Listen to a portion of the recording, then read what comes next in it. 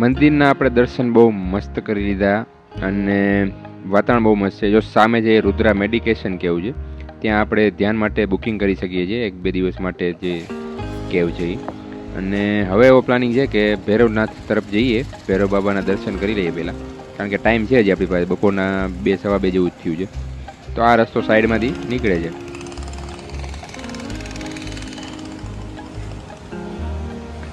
પણ આજે વાતાવરણ બહુ મસ્ત રહ્યું છે, કારણ કે જે કાલનો વરસાદ હતો ને એના હિસાબે અત્યારે વાદળા છવાયેલા જ છે, પણ હજી વરસાદ પડ્યો નથી, છાંટા કે કાંઈ આવ્યું નથી.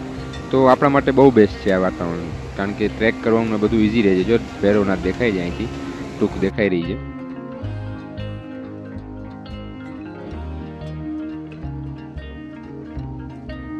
મંદાકિની નદીનો અવાજ સંભળાય છે, જે ખૂબ જ તીવ્ર અવાજ સાથે અહીંથી વહી રહી છે.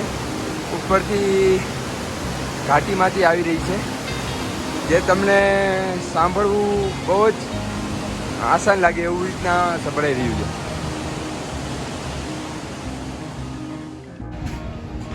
તો ઘણાને એવો પ્રશ્ન હોય છે કે કેદારનાથમાં જ્યાં ભંડારા ક્યાં છે અને ક્યાં ફ્રીમાં જમી શકાય છે. તો આ એક પ્રખ્યાત અલવર ભંડારો છે, જે ઘણી જગ્યાએ હોય છે. તો અહીંયા પણ તમે કોઈ પણ ચાર્જ વગર જમી શકો છો, આરામ કરી શકો છો. અને અહીંયા કંઈક પવિત્ર હંસકુંડ પણ છે.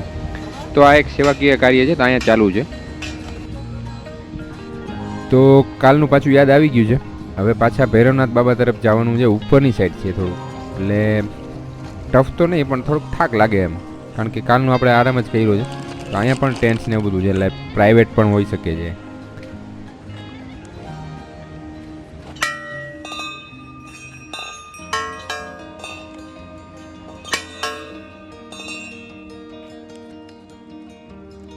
તો ભાઈ થોડોક આગળ છે એ રહ્યો, એટલે એને ચાલવાનું ધીમે ધીમે સ્ટાર્ટ કરી દીધું છે, અને આપણે વિડીયો લેતા લેતા આગળ જઈએ છીએ.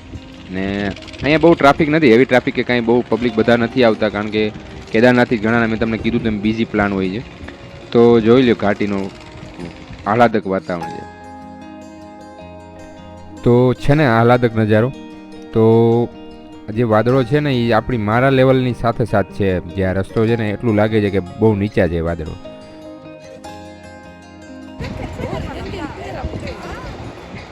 તો અહીંયા પણ તમે જોવો છો પીઠુની સવારી તમને મળી રહે છે, મંદિર પાસેથી જ મળી રહેતી હશે, કારણ કે બહુ નથી, પણ 2-4 જણા દેખાય છે. ઘણાને આવવાની ઈચ્છા હોય તો જઈ શકે, એના માટે સારી વ્યવસ્થા છે, અને એના માટે પણ રોજગારી મળી રહે ને.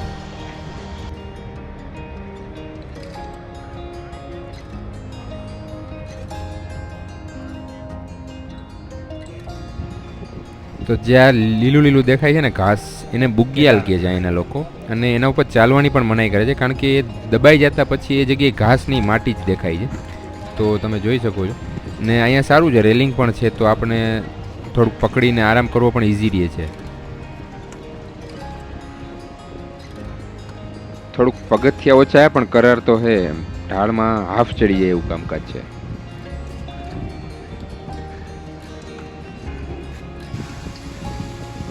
તો આપણને લગભગ અડધી કલાક જેવો સમય થયો, 2:40 થવા આવી છે. આપણે 2:10-12 આસપાસ ત્યાંથી નીકળ્યા હતા.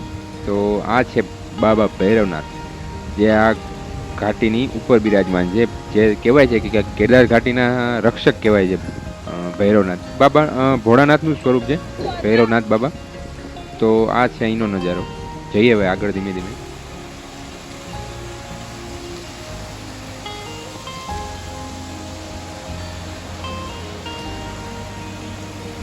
ભૈરવ બાબા હોય એટલે બહુ સ્પિરિચ્યુઅલ જગ્યા લાગે, કારણ કે એનો સ્વભાવ અને એનું સ્વરૂપ જ એવું છે બાબા ભૈરવનાથનું. તો આજે સારું એવું છે આપણે વાતાવરણ ને બધું, તો આપણે દર્શન કરવાની પણ બહુ મજા આવશે.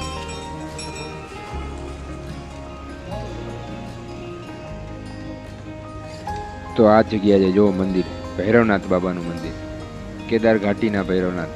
અહીંયા હવનકુંડ છે આગળ, અને અહીંયા પણ રેલિંગ્સ ને એવું બધું છે, શણગારેલું પણ છે અહીંયા બધે. ચુંદડી ને તો બધું ઢગલા મોઢે છે. જો ડંકી, ટૂંકમાં જે આપણે બેલ્સ કહીએ, ડંકા કહેવાય ને, નાની નાની બેલ્સ. તો અહીંયા પણ સૂચનાઓ લખેલી છે, તેલ ચડાવવાનું ને એ બધી એ પણ છે.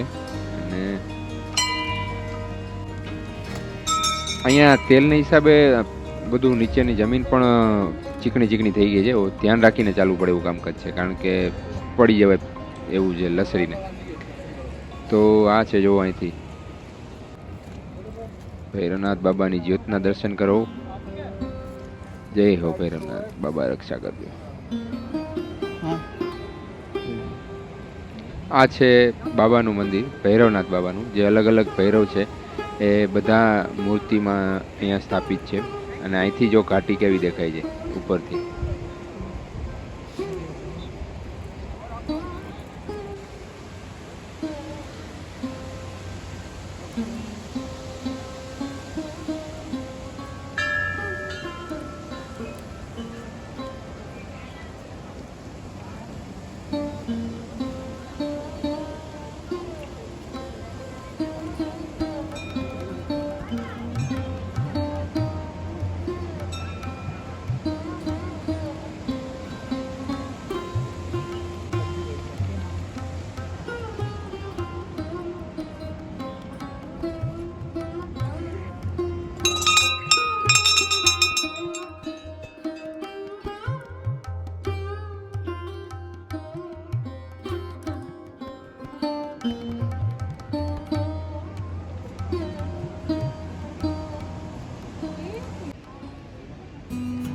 તો થોડીક વાર અહીંયા બેસીએ અને આરામ કરીએ, કારણ કે અહીંયા મજા આવવું છે, બેસવાનું આનંદ આવે જેવું છે, કારણ કે ઠંડુ ને મસ્ત આહલાદક વાતાવરણ છે. જો નીચેના રસ્તા અને જો સામે ઝરણું કેવું જાય છે જો, અને હવે થોડો થોડો છાંટા ચાલુ થઈ ગયા છે.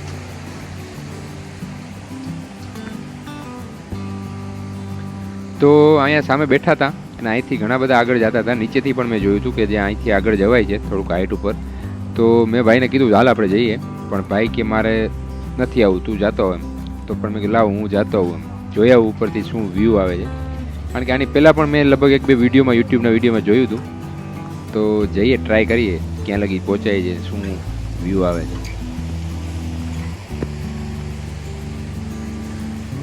ઓ ભાઈ સાહેબ, કેવો નજારો છે જો, આમ અલગ દુનિયામાં ચડીને ઉપર ન ચડી એવું લાગે છે.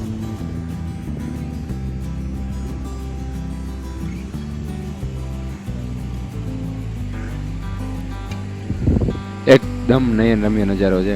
અહીંયા 1-2 જણા છે, પણ જો લીલું લીલું કેવું દેખાય છે, તમે આપણે નહીં જોયું આવું. ને વાદળા અને જો ઠંડુ પણ એવું છે વાતાવરણ એકદમ. હવે અહીંથી આગળ જવાનો રસ્તો જોવો પડશે. 1 મિનિટ. જો અહીંયાથી જઈને અહીંયા પાણીમાં ટપીને પછી ત્યાંથી ઉપર જવાનું છે, કાંઈ વાંધો નહીં. તો જોઈ લે એકવાર.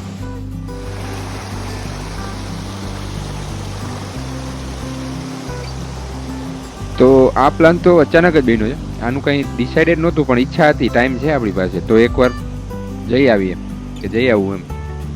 મજા આવશે, જે જોવાની મજા આવે છે તો એ આનંદ તો આવશે જ, ખરેખરની વાત છે.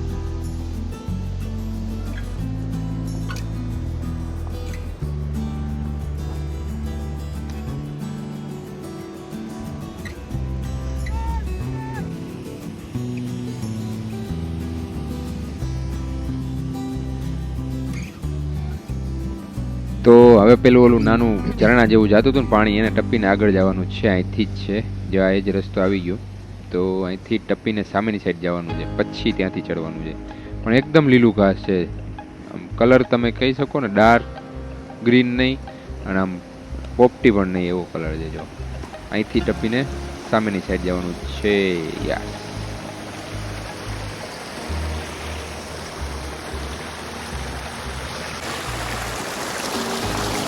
પાણી ક્યાંથી આવે છે તો જો ઉપરથી આવે છે, સ્વર્ગમાંથી આવે છે એમ પણ કહી શકાય. એકદમ સ્વર્ગ જેવી જગ્યા છે. તો માટી પણ ભીની છે અને સોફ્ટ જેવી પોચી થઈ ગઈ છે વરસાદને ભીનાશને હિસાબે. તો આને બુગિયાલ કહેવાય, ઉત્તરાખંડના બુગિયાલ છે આ. તો જો ઘાટી અત્યારે નીચેની. તો પેલા વાદળા આપણી ઉપર હતા, પછી આપણે વાદળાની હારે હતા, અને અત્યારે આપણે વાદળાની ઉપર છીએ. તો ઉત્તરાખંડના આવા લીલા બગીચાઓમાં અને આટલી હાઈટ ઉપર તો તમે કેદી આવી શકશો? કારણ કે અહીંયા સુધીનો તમારો પ્લાન ફિક્સ છે, મંદિર સુધી તમે આવશો, દર્શન કરશો ને આપણે જાશું. પણ અહીંયા નથી આવ્યા તો તમે પૈસા પૂરા દીધા પણ મજા થોડીક જ મળી, એના જેવું છે. હમણાં તો થોડા થોડા 2 4 5 દેખાતા હતા ગયણા ગાંઠા, અત્યારે તો કોઈ દેખાતું જ નથી. હું એકલો જ છું. તો આગળ હાલ્યો જાઉં, ક્યાં લગી જવાય ત્યાં લગી જોઈએ, પછી આગળ ટ્રાય નથી કર્યું આપણે. રિસ્ક બહુ નથી લઉં, કારણ કે એકલું જવાનું આગળ કંઈ મતલબ નથી. ખાલી આપણે તો આ વ્યૂ જોવા માટે જ આવ્યા છીએ, પૈસા વસૂલ કરવા માટે આવ્યા છીએ.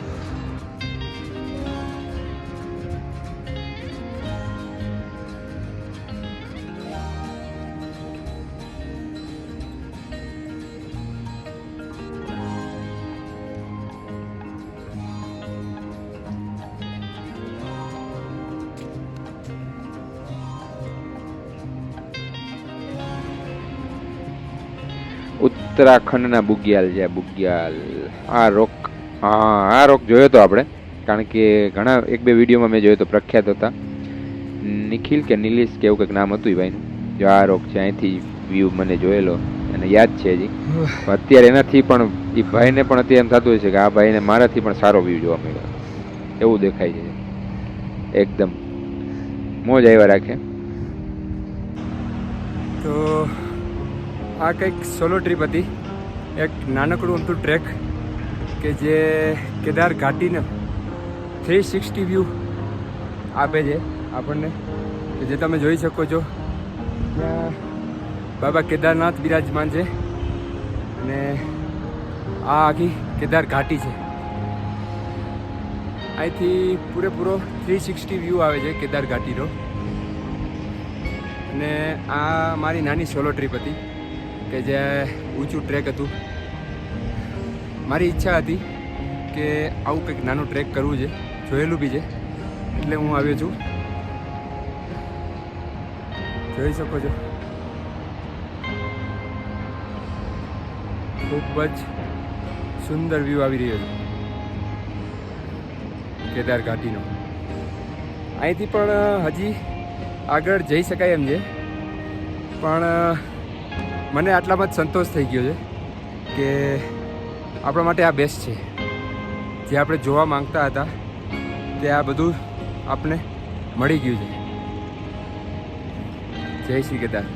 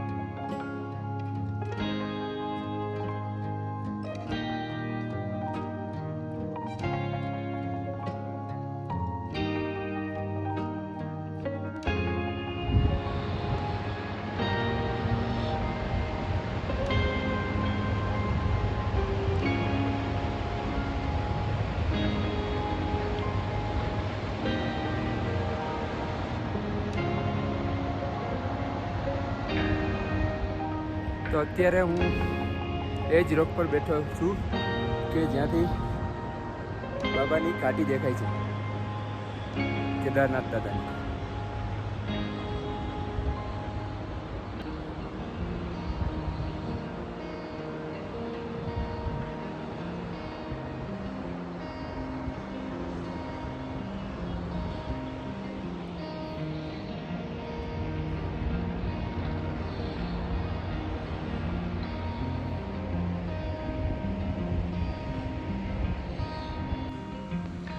તો અહીંયા માણતા માણતા એક વસ્તુ અલગ જોવા મળી. અહીંયા પણ મારી જેમ એક જો સામે એક ભાઈ છે, મારી જેમ તો ન કહેવાય પણ કે આર્ટિસ્ટ છે. આપણે તો ભાઈ ટાઈમપાસ છીએ, પણ વાતાવરણ એવું છે કે માણવા જેવું છે, પણ એ એની મોજમાં છે. જો કેવું એકદમ વાતાવરણ છે, એકદમ ધુમ્મસ, ગાઢ ધુમ્મસ છે. અહીંથી આગળ પણ જવાય એવું છે, પણ આ ભાઈ જો કે એ સ્ટોન ભેગા કરે છે અને એના આર્ટ્સ બનાવ્યા છે. જો અહીંયા કંઈક નામ કેવું કંઈક લખેલું છે, આગળ ત્રિશુલ ને ડમરું બનાવેલું છે, ઓમ પણ બનાવેલું છે.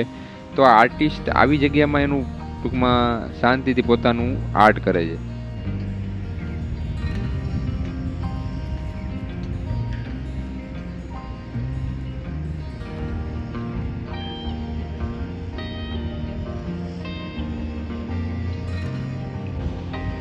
આવી જગ્યાએ કુદરતના ખોળે પોતાનું આર્ટ એટલે ટૂંકમાં એક પ્રકારની સાધના જેવું કામકાજ છે. ખૂબ આનંદ આવે એવી જગ્યા હતી, પણ મજા આવી એમ.